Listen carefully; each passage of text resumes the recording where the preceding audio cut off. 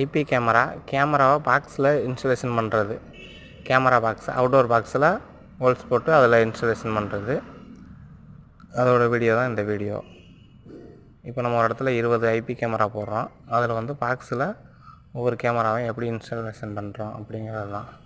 இப்போ கேமரா பாக்ஸை ஓப்பன் பண்ணியாச்சு.